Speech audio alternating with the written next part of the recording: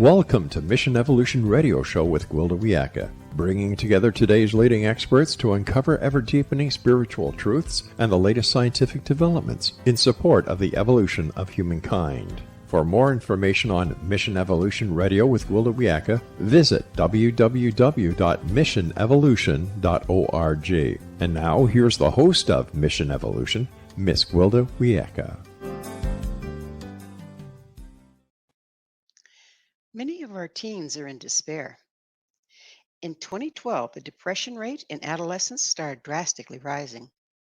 Today, 22% of teens are suffering depression, which is double the rate found in adults. What's going on? What can be done? Mission Evolution Radio TV show is coming to you on the X-Zone Broadcast Network. We're produced by REL-MAR McConnell Media Company, with studios and corporate offices in St. Catharines, Ontario, Canada. With us this hour to address the disturbing rise in teen depression is Dr. Scott J. Kolbaba. Dr. Kolbaba is a practicing physician of internal medicine. After college, he served in the Marine Corps Reserves until he started medical school at the University of Illinois College of Medicine. Graduating with honors, he was inducted into Alpha Omega Alpha Honor Medical Society. Completing his residency at Mayo Clinic in Rochester, Minnesota, he has subsequently been recognized as top doctor in Chicago Magazine. Dr. Kolbaba is the author of Physicians' Untold Stories, and his latest book, written with his son, Florin Kolbaba, is Clara's Magic Garden. His website, clarasmagicgarden.com. Dr. Kolbaba, thanks for joining us on Mission Evolution. Good to be here. It's wonderful to have you on again. This is such a serious and important topic. I thank you for taking time to be with us. Thank you. So I understand you're a physician of internal medicine. And Mhm. how did you become interested in teen depression and suicide? Well, my partner and I work in the adolescent psych unit at Northwestern University, and we see this every day. And the most significant event that happened to me that made me be very interested in the teen depression was when I was called to the ER, ED now, and I stood outside a room where I was going to go in, and I could hear sobbing. A woman was just uncontrollably sobbing. And I thought to myself, I'm in trouble now. So I opened the door, and there was the most beautiful girl I could imagine seeing, 13 years old, lying still as death in a deep coma from taking an overdose of her mother's pills. Her mother was holding her cold hand, sobbing uncontrollably. And that was a moving experience for me. I haven't ever gotten over that. And ultimately, we transferred her to the ICU. She was intubated. We saved her life. But I was changed. I wasn't saved at that point. I needed to do something. And the question is, what can you do? And, we treat individuals, we treat, patients when they come in. But the question is, could I make a major impact somewhere else? And is there a solution to this pandemic or epidemic of depression? And that's what got me started. And then my son and I decided to write a book about a little girl that was depressed and overcame that ultimately and realized that she was, pretty special. And so we've been working on promoting, the awareness of teenage depression and the huge epidemic. The CDC estimates that 3 in 5 teenage girls, especially teenage girls, have about a double incidence of depression compared to teenage boys. I think they're more sensitive, maybe. And so 3 in 5. Do you think that also the pressure is on girls in a certain way at that age? Because, you're trying to come into your own, trying to get a self-image, and the images that are portrayed in the media are impossible to reach. Okay. And that's what we're seeing in social media. Social media is portraying girls that have had wonderful vacations, wonderful homes. No one portrays a person that's failing on social media. So when people see that, they want to be like the people that are portrayed, and no one can do that. And everyone wants more likes, and they're counting the likes that they have. People are going back and eliminating their films and pictures from before because their hair isn't perfect and so forth. And I think that's been one of the biggest problems. And through the pandemic, the COVID pandemic, more and more people had to be on social media. And when you have people looking at social media all day, um, that's it can be a big negative, because no one's perfect. No one can keep up with the people that show themselves as perfect on social media. And then we have our advertising where, they're portraying this look that's been photoshopped, good makeup, good lighting, and the young girls are looking in the mirror going, that isn't me. What can I do? Yeah, not only that, but then you have the bullying that happens. And there was a girl that started to get involved with social media. Alyssa Young is her name. She's from Ohio, and she tells about being involved from age 12. And the more she got into it, the more addicted she became. And she was checking social media all the time, which, when you look at my kids, they're always on they're always on the internet somewhere, with their cell phones. And the more she got into it, the more she realized that she wasn't perfect, and she started eliminating some of the pictures that she had before. She started counting the number of likes, and she realized that she was living her life through someone else and not through herself. Mm. And Yeah, that's so painful. then she took a job at a large health organization, and she was the social media person for that organization. So she would, get all the social media contacts, and then she would broadcast, happy things that happened to their patients. And so then she started to get negative comments back. I hate you. I want to kill you, things like that. And Oh those my. those are, you talk about sticks and stones breaking your bones. Words are more powerful than sticks and stones. And she became profoundly depressed, realized that social media wasn't helping her. And this is what happens to girls all over. Mm. And then she got off social media. Now she sees people in person, doesn't do social media, and and that's what we're recommending, that people be very careful of how much social media exposure they have. Right. Now Dr. Kolbaba, you mentioned your children. How many do you have? I have 7, last count, and 12 and a half grandchildren. So we have seen the gamut of things that happen, and we've had some bullying, which is a big thing in depression. My daughter Jordan is we've adopted a bunch of kids. I'm not sure how many kids we've adopted, but we've got sprinkled in among our biological kids. We've got some adopted. And Jordan was half black and half white, and so she was a beautiful girl. She has the beautiful dark skin plus blue eyes, strikingly blue eyes. And she started to be bullied because of that in grade school. And she would go on the bus, and there was a little boy that would start to bully her. And she didn't want to go to school. She didn't want to get on the bus anymore. So in our family, the older boys tend to look out for the younger ones.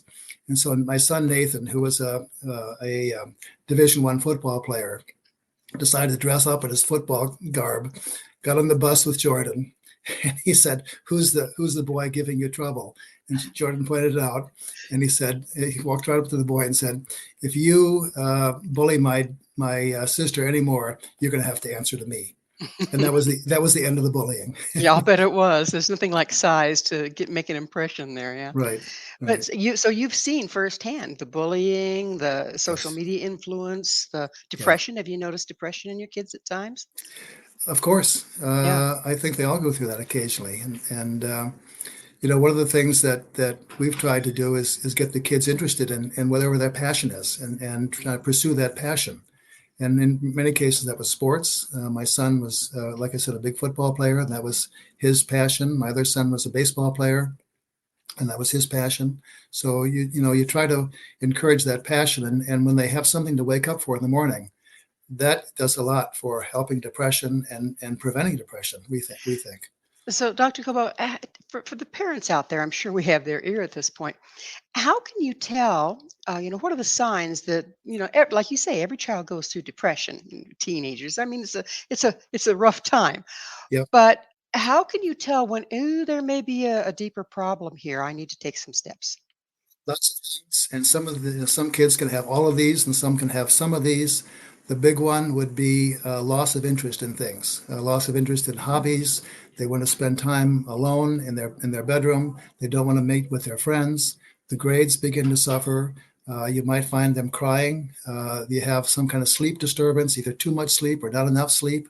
And they don't take care of themselves. They may not comb their hair. They may not, get their nice clothes on. They wear the same thing every day. They look like they're depressed. They look like they're under the weather and blue. Any of those can be a sign of depression. And when you see that, you need to be very aware of what they're going through. Listen to them. Listen to what they're saying, and then encourage them to either get some help, or one of the things that we've been promoting is finding your purpose. And That's huge, isn't it? it's huge. It's when I started doing some research on this, I discovered that if you find your purpose, which means helping the individual find their passion, and then using that passion that becomes their purpose, and then their purpose can help others, and that combination is dynamite for helping with depression. Amazing. Yeah. And again, it's kind of like the antidote to trying to compare yourself to everybody else is finding what makes you different and pursuing it. That's for sure. That's Yeah. for sure. So we're about out of time in this segment, but the next question is, what are the signs of a child becoming suicidal? Well, again, the same signs of depression, but worse and worse. And they begin to think about, they may be searching the internet for things about death, things about suicide. They may talk about dying, about not having any purpose, not having any. There's no one needs them. There was I'll tell you a story when we get to the next segment about a fellow that went through this and actually tried to commit suicide, and what he went through. And so it's an intense problem, and oftentimes do they not even say anything? they may not, but usually there's some warning. Usually people have some warning about what, that they're going to do something serious, and they get more and more depressed. Well, oftentimes I think it's pretty easy for a parent to go into denial because the thought of your child being suicidal is so horrific. Have You you seen know, a lot of that? yeah, and the stigma, for parents. My son's depressed. It must be my fault, and so forth. Or my daughter's depressed, and so you don't like to admit that there's a problem.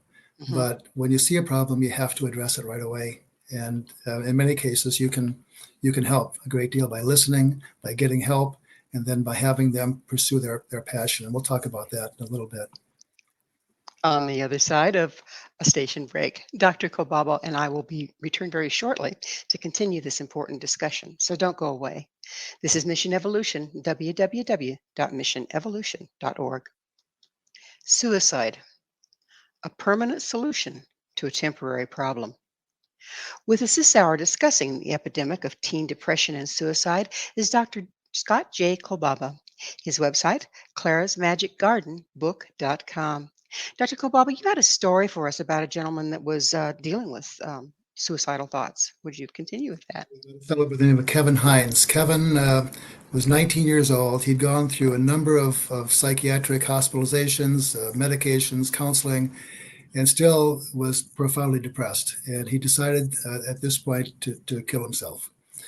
He had his father take him he was in San Francisco, had his father take him to the San Francisco City College, dropped him off there. There he got a bus to the Golden Gate Bridge. The Golden Gate Bridge, he decided that this was what he was going to do. Well, all of a sudden, a German woman who was a tourist came up to him and had him take her picture. And so he gladly did that. But then afterwards, he got onto the railing, looked down, and decided to jump off. Now, it's very few people that have survived that fall. It's a 220-foot fall. Oh, my. You go 75 miles an hour by the time you hit the water. And usually just that impact is enough to kill you. As soon as Kevin jumped off the bridge, he realized that he didn't want to kill himself. Can you imagine having that feeling? Why did I do this? And then he hit the water. He instantly broke 3 vertebrae in his back. He went down 70 feet, and then he couldn't move his legs because of the trauma to his spinal cord. He came up, but he was waterlogged and started to sink. Well, then, of all things, he saw a shark coming toward him. Okay, can you imagine? No. He's thinking to himself, I wanted to live, and I made it off the bridge, and I'm still alive, but here's a shark going to eat me.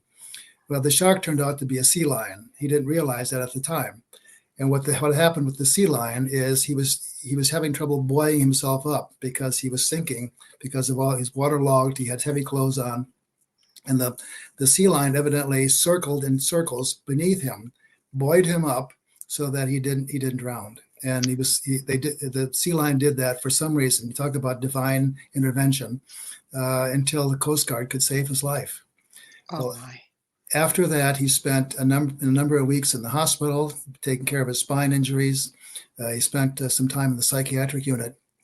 But afterwards, he realized that his purpose in life was to help other kids realize that they can overcome depression. And so he became a spokesperson. His passion, his purpose in life was then realized. He became a spokesperson for suicide and for depression. And he's made an impact on thousands and thousands of people over the years. And he's still doing that. And so he found his purpose. He found his passion. And he's used that to help others, which we think is one of the keys to overcoming a depression. And he's lived, and he's not depressed anymore. It was a true success story. Now, that is an amazing story. Mhm. Do you have some studies on how successful this new approach is, the finding the purpose and that sort of thing? Yes, there are more and more studies that are coming out, and I was amazed when I started looking at this at the research. There's a couple big studies. One from the Journal of Clinical Psychology. They analyzed 66,000 people, and they found that people that have a purpose in life had much better health and also much less depression. So it's 66,000 people. Another study called the MIDAS study, there were 7,100 people reported by the National Institutes of Mental Health. And they found that when people had a purpose, they were more resilient and could overcome hardships much more easily as they moved on in life, because everyone faces hardships and difficult times. And the people that had a purpose were much more likely to be successful and overcome those tragedies. And there are many other studies like this. It was amazing for me to find out so many studies like this. So it's just not an idea. It's a proven fact that people that have a purpose in life. So our purpose is to find a purpose, and It seems like so many people. There's kind of like two different ways of approaching trauma and bad things happening in our life or depression. And one is, like you say, finding your purpose and really committing yourself to it and wrapping yourself up in that. And then for some reason, some other people that seem just as, stressed or not, could be very similar circumstances, just go belly up and feel hopeless and helpless. And if that's the case, how can we motivate the hopeless and helpless and victimizing themselves, actually, people to find their purpose? giving up is and deciding that you can't handle the stresses is a very classic symptom of a depression. And so and especially talking to parents, because again, 3 out of 5 girls in this country are suffering from depression. 1 in 3 girls in teenage years has seriously considered suicide. Oh my So what can you goodness. do when these people receive some kind of trauma and they say, I'm giving up? What the parents can do is they can listen, first of all, and be sympathetic. That's very important.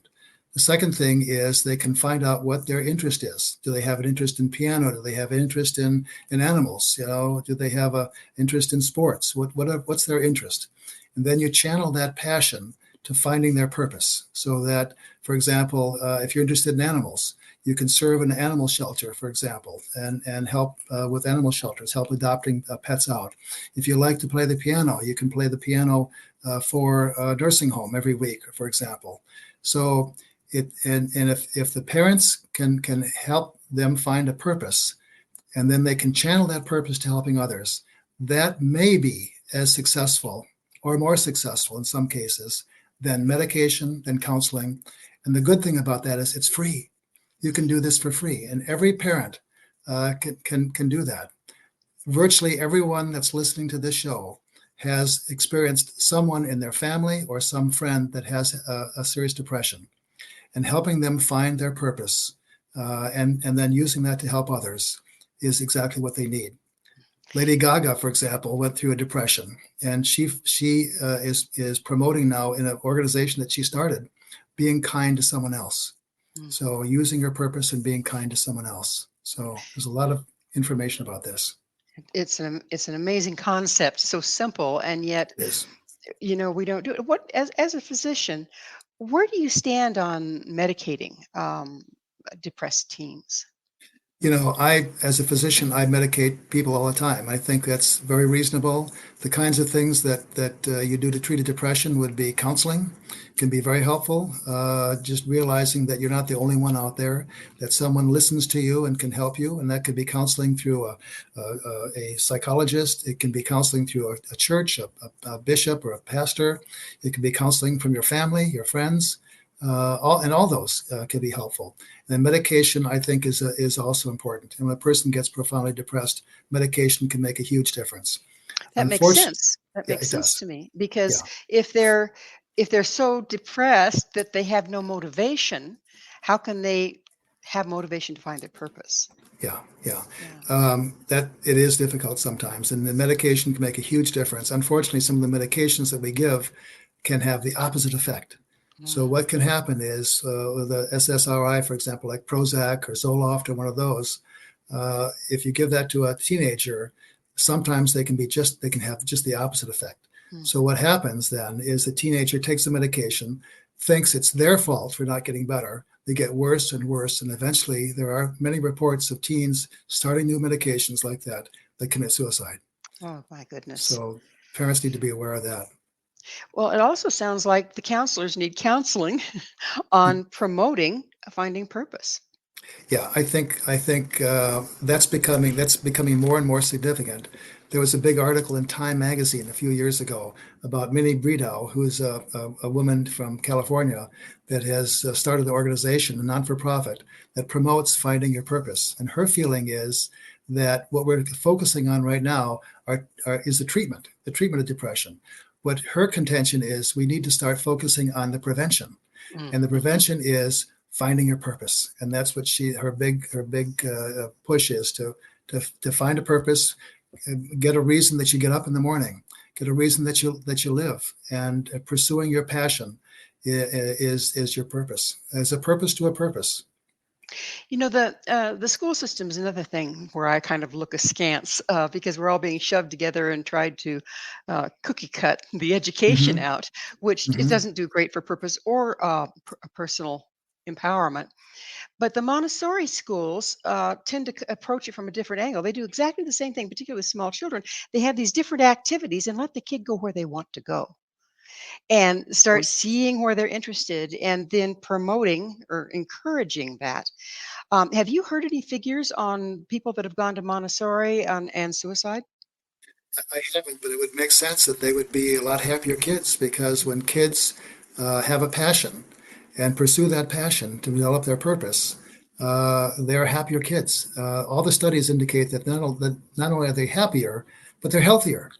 Can you imagine knowing your purpose makes you healthier than people that don't, and kids that don't? So it's an amazing phenomenon. Same thing with adults, isn't it? It's like, if you, particularly people, say, for instance, on the other side of life, when you retire.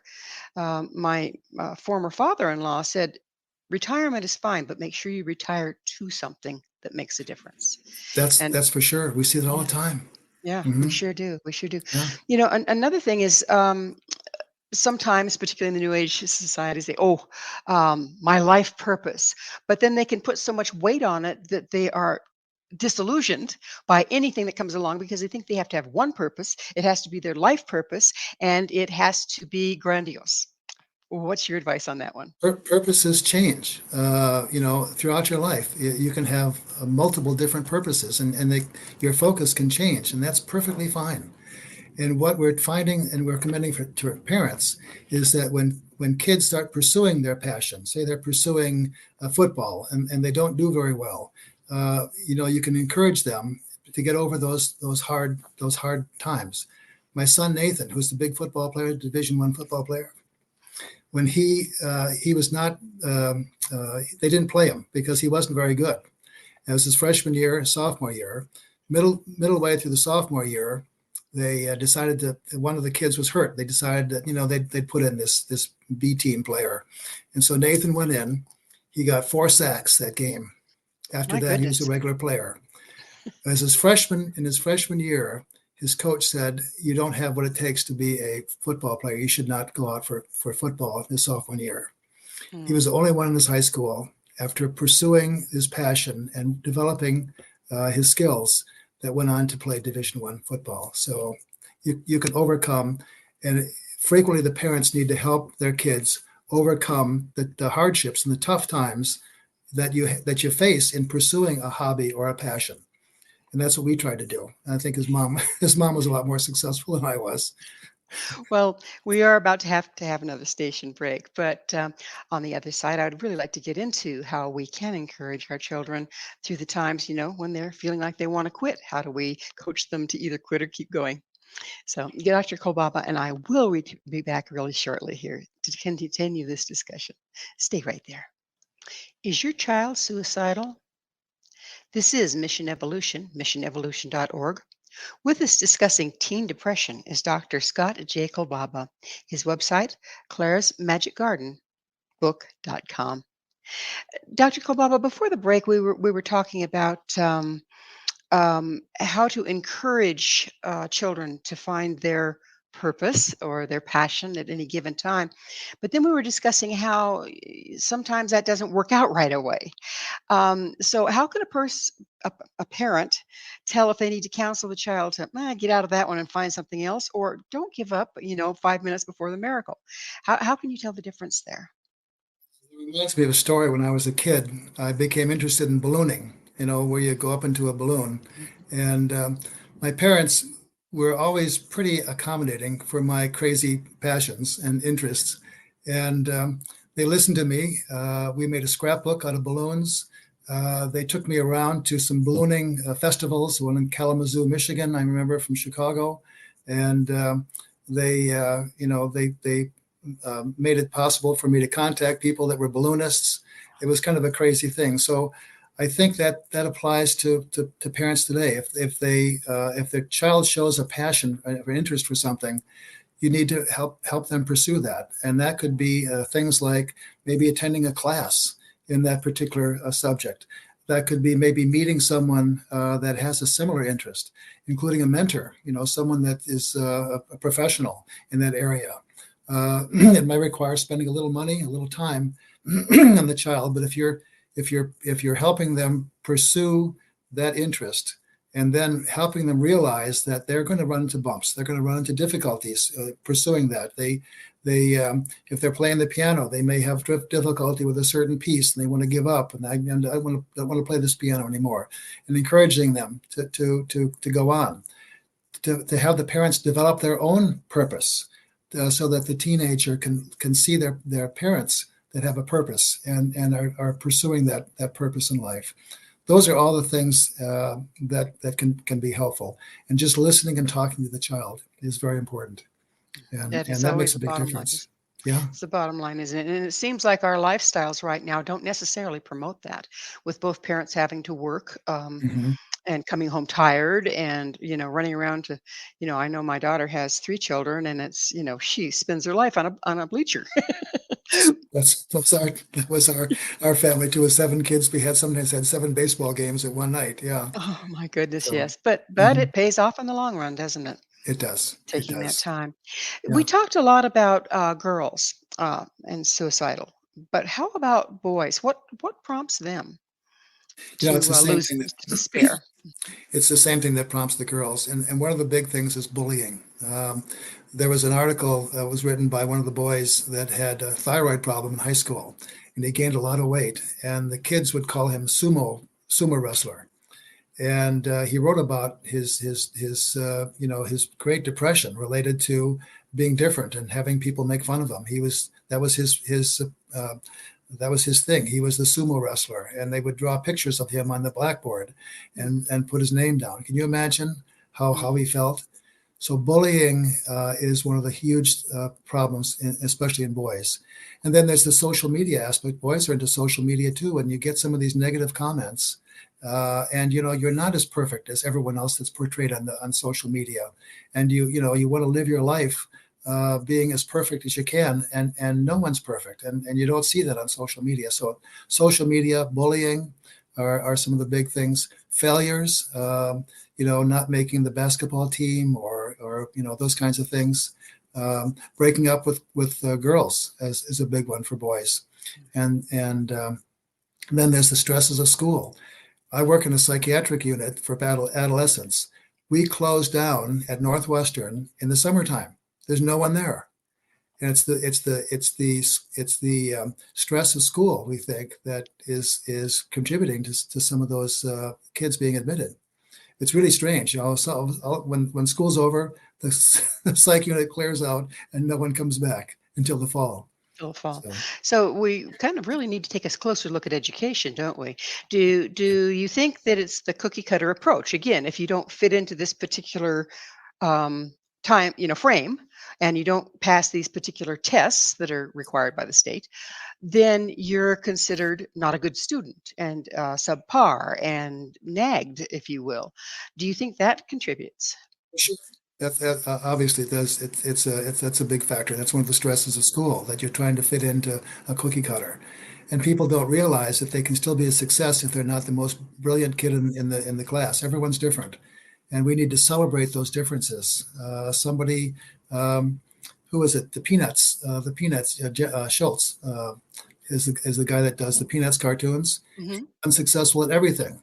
And he even, when he was in high school, he tried to be an illustrator for his local paper, and they didn't like his illustrations, so he couldn't. He was unsuccessful at everything. And finally, he decided to do a cartoon about himself, about how unsuccessful he was, and it was a raging success. So here's a kid that couldn't do anything, was terrible at football. His academic career was not very good, but he ultimately overcame that by pursuing his passion, which was illustration and cartooning. So there's a purpose for everyone. So, is there some way, or is there some movement to start incorporating finding the individual's passion and celebrating their individuality in the school system? System, but there are organizations. This Mini Bredo in California is one. The Lady Gaga has an organization that encourages individual worth, and also kindness.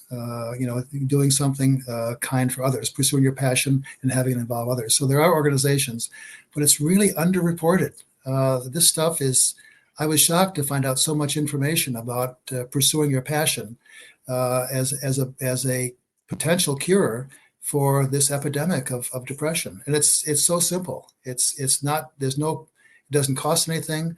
We have a shortage of psychiatric counselors and psychiatrists in this country. It's estimated that 11 million people go untreated for depression because they can't get the care. There are fewer doctors around. There are fewer psychiatrists. The psych units are filled. And so this seems to be, if we could, we're trying to promote this, and that's one of the reasons I wanted to appear on your show. And we wrote a book so that people would realize that there is something else that they can do, and it makes a huge difference. And so that's It's what we're doing. it's an amazing service, and I thank you and your son for going after it, because we need more people being proactive in this regard. So that it's such a simple solution, but you don't hear about it. And so Yes, that's hearing true. about is the huge thing. So interstage left COVID-19. What impact did that have on suicide overall, and certainly teen suicide? The depression, incidence of depression in teenage girls, for example, went up 60% after through COVID. That's a tremendous increase. It's huge. And what happened there? Kids were not seeing each other. They were more on social media, talking to each other on social media, where, if you were in a room and you wouldn't say anything nasty to a person in that room face to face, but you could do that online. And so we ran into that kind of thing. We ran into more and more use of social media, which then contributes to not realizing that you're as perfect as someone else. It was a huge downer. And one of the people that I mentioned before, Alyssa Young, was from Ohio, was saying that she realized that she needed to be face to face with people and not so much in social media. And so I think that's what happened during the pandemic. People weren't together. So also, isn't there that comparison thing that goes on? If you're together in person, they aren't all made up. They aren't all photoshopped. They aren't picking their best picture and only presenting that. You're seeing each other as human beings. Does that make a difference? Makes a huge difference. Makes a huge difference. Anyone that is on social media that sees the perfect everything, perfect vacation, perfect car. My father has a perfect job. I've gotten a perfect scholarship and so forth. Not everyone does that, and people are only presenting the best. They're not presenting the reality. No one again talks about their failures on social media. And when you're one-to-one, you can realize that people are real and they have the same problems that you do.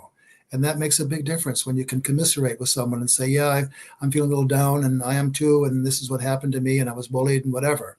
So, yeah. Another thing that occurs to me is, on one side, we have everybody presenting themselves as perfect, but then that anger and bullying and attacking on social media. Do you suppose that's from the other side of the coin where they're angry that everybody else seems to be so perfect? They want to tear them down. That's certainly a good possibility. And, when people, kids especially, start to get angry, they'll take it out on someone else. And it's human nature to take it out on someone that's different. Like my daughter, for example, she was a little bit different, and she was bullied because of that. So, yeah. And also, people that are, I've heard that suicide can be an act of anger. Have you heard that at all?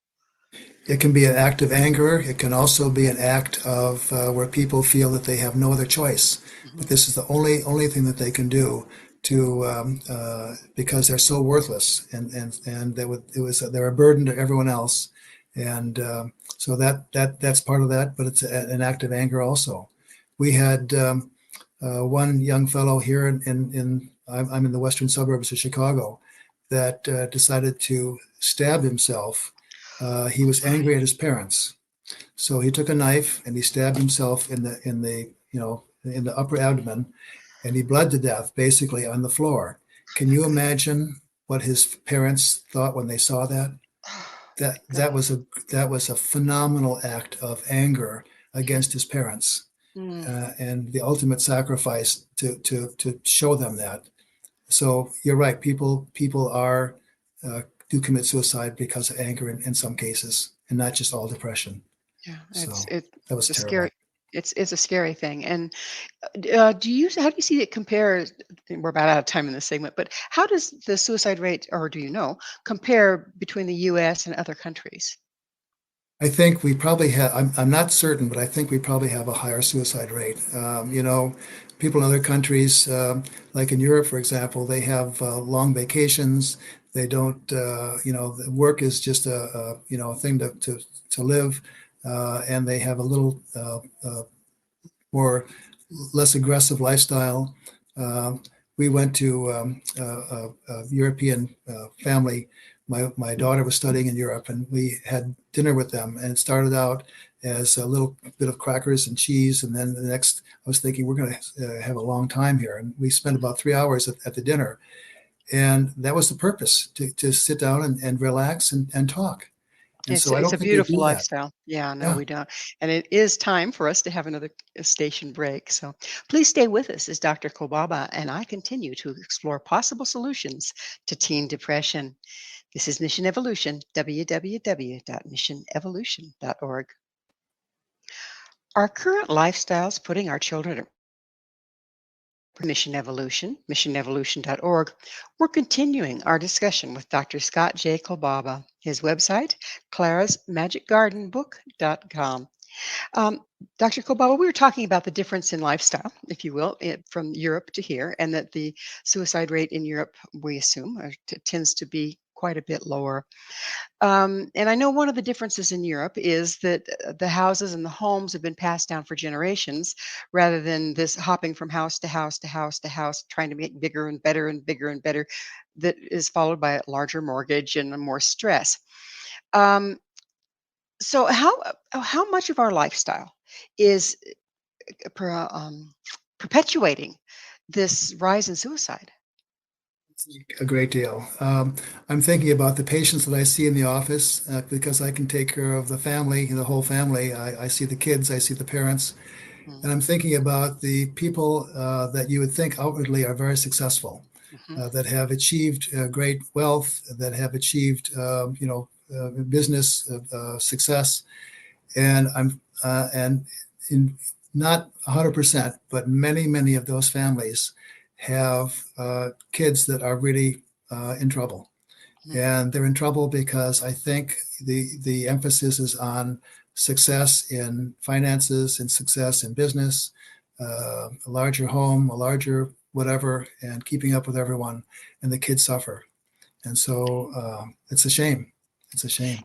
It seems like the um, focus on achievement might be a little different than finding your passion because there's also, I know, a lot of examples of children. They go, why did they kill themselves? They're the valedictorian, they're the football coach, they're the, I mean, football star, they're, the cheerleader, they're, all these things that they're achieving, and all of a sudden, out of the clear blue, the child commits suicide. That isn't following your passion, is it? And they regularly don't have, they've achieved all these things. They're driving themselves crazy trying to keep up with everything. And they realize that they can't keep all the balls in the air, that they're not perfect.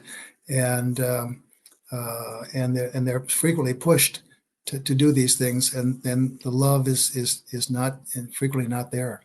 And they get so stressed and so upset about trying to be perfect that they realize they can't, even though they have won the football player of the year and the academic awards and so forth. And yeah, you see those kids that just break and then they kill themselves. It's really sad, isn't it? It is. And there's such a fine line between following your passion and overachieving, isn't there? Yes, yes. So Yeah. how can we tell the difference when we're watching our children? How can we tell the difference? You can talk to your kids, sit down with them and talk with them, and they'll tell you, I'm stressed out. I can't, I can't achieve this, all these the academic honors and so forth. And frequently, those kinds of things are not their passion. Okay, the passion may be stamp collecting or playing the piano or working with animals in the zoo versus academic achievement. So they can achieve a great deal, but that isn't their purpose. Their purpose and their passion is something else. And you need to talk with them to find out what their passion is, and then help them pursue that passion, which, like I said, may not be academic excellence in some cases. So just because a child is really good at something and can excel doesn't necessarily mean that they have a passion for it. Is that what you're saying? That's what I'm saying. Yeah, yeah. You need to find out what their passion is, help them pursue that passion, and that will give them great joy. And if you work with them, like my parents did with my ballooning passion when I was a kid, that will go a long way to making them happy, and they'll wake up in the morning excited about the day. So About the next thing that they get to do, that they look forward to doing versus they're doing to earn approval. Is that the difference? Doing to earn approval versus doing because you love it? yes, that's the difference, and that's the difference when it comes to the internet too, and social media. On social media, you're trying to uh, the purpose in social media is to show that your life is perfect, that you have many likes, and it's not pursuing your love, your passion. It's trying to live someone else's life and not your own. Another problem that I certainly see frequently is that, you sit down, your child's clearly depressed, they're overwhelmed, and you say, what's wrong? I don't know. What do you want to do? I don't know. What's bothering you? I don't know. Where do you go from there? In our house, what we do, we live in a little circle. It's a little like almost like a cul-de-sac, but there's a circle. It's about a half a mile around the circle. And what we would do is I'd get with one of the kids, son, daughter, whatever, and we go for a walk, and we walk for a long time. And when you're walking, you talk, and you don't have to ask what's going on. They'll tell you. And those were some great, gives me some emotional uh, charge here to think about that. But those are great walks. And so sitting down and one face to face saying, what's going on? What, are you happy? What, and is school okay? A walk and just a one-on-one, or going out fishing, for example, and you talk, or taking a car ride somewhere. Those are the times when really you can get to know what's going on with your kid. Not so much to the quizzing, am I, what are you doing? What's happening? So forth, those kinds of things. So in nature, walks in nature tend to help. They really did for our kids, and we accomplished a lot. And they would say to me, oh, gee, Dad, I feel so much better now. So, and that makes you feel good. So the time and the planet, what a beautiful solution. It really is. It's a simple solution, isn't it? It is. And so straightforward. Yeah. So it's time in the show when I get to ask you, Dr. Kolbaba, what's your mission? I'm just a sappy do-gooder. And so I believe that anything I can do good in the world is what I'd like to be doing. And so that's one of the reasons I got into medicine. It's one of the reasons I'm doing this kind of talk with you today. And I think that's not an unreasonable thing for any one of us to have a passion for doing good in the world. So Well, thank goodness you're in the world, sir. So thank you. thank you for what you're doing. And it seems like we're brought up to be narcissistic and self-centered, really, aren't we? What can You I have get? What can I get that's going to make me happy? you have a yin and a yang. One of the yings is I want to be part of the world, and the other one is I want to do some good in the world. So those are kind of sometimes they're opposite spectrum, and we're all very complex people. We have some good about us and some bad about us, and we need to maximize the good if we can, and kind of push down the bad. What kind of example can parents give their children that's going to make the most difference in these days? If they can, if they can realize that they have a purpose too, and that the kids will emulate the parents, they always do that. And so if the parent can have a passion and do something that shows that they have a purpose in life, that the purpose helps someone else, that's a great example for the kids, and the kids will emulate that. So that's one of the most important things that they can do. I know So, sometimes, however, you see children that kind of resent the fact that their parent is very involved in the world helping other people and they feel mhm, like they're on the back burner. How do you yes. find that balance? There is a balance, and you just have to find it. You just have to talk to your kids and just find that balance. Because I know some people in church, for example, that are always involved with church. They're never at home, and so that's a lifestyle that is out of balance. So they need to get back. And I think the most important thing is your home and helping your kids raise good kids. When my wife and I first started the date, we talked about getting married and having kids of our own. And we said, our purpose is going to be to raise good kids, and if we can do that, that's the greatest purpose we can have. So, And and most of the time we've done okay. the greatest contribution to the world too is our future children. I think so. They're our future. So you wrote your latest book with your son. Tell me, how'd that come about, and what was it like? Well, it came about because of my experience with this Emily that we saw in the psych unit, that I wanted to do something. And, I wanted to, Florian lives here. He's the only kid that lives in the area now. Other kids have moved away. And I thought it'd be fun to do something with Florian, to kind of bond a little bit over a project like this. And this is a pretty extensive project. It cost a fair amount of money. It cost a lot of time. But we had a lot of fun, and the basis for the book is our garden in the backyard. And so Florian took about 1,500 pictures of the backyard. We sent them to our illustrator, and she illustrated the book with the pictures that he had taken. And he was always great. I'm the kind of the writer, but he's the editor. So he would say, "Dad, this doesn't sound good. You can do better than this." And so it was really a fun project to work together. And so I think we've grown a lot together by doing this project. And you can do that with any of your kids. Come up with a project that they love and pursue that.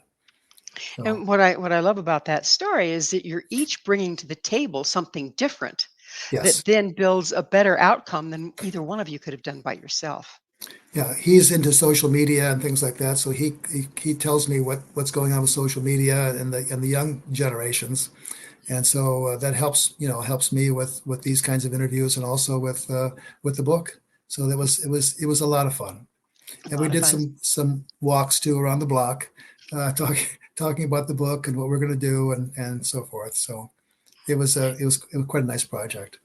And so the project continues with the promotion and everything, doesn't it? Does he Yes, come on interviews with you as well? I know he was busy yes. today. He had to work today, but he likes to come on interviews and he provides a nice perspective. It's fun to see a younger person. I've got the old man perspective, but he's got the young kid perspective, which is kind of nice. And it was But a nice together, addition. together you give a beautiful example of what the old and the young can do together as parent and child. It's a wonderful thing. Thank you. So yeah, and do give him our regards. He's doing some wonderful work, and I'd like to send our regards to him for doing that as well. Thanks. I'll do that. All right. Well, we are just about out of time. Again, thank you so much for coming back on the show, and good luck with all you're doing in the world. Thanks. I appreciate that.